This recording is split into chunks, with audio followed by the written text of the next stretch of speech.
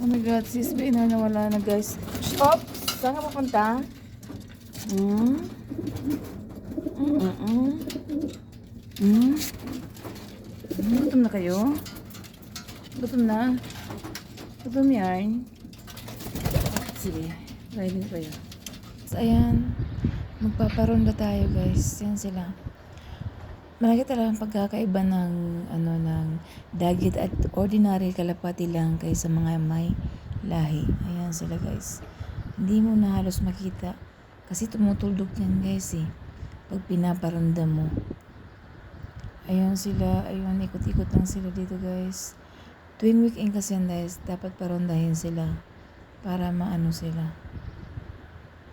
Para hindi mawala pag ilalaban na natin. Ayun sila guys, so ikot-ikot lang.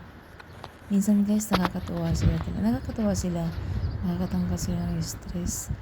Pero minsan guys, pag naubusan yung pagkain nila may gulay, mas mahal pa yung pagkain nila kaysa pagkain ko guys. Ayan. Diyan lang sila guys, pinaparano ko lang yan.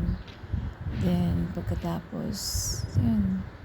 Minsan naman, after rumunda yan, papaliguan. Nakita nyo naman siguro, di ba? Ayan sila guys. Yan.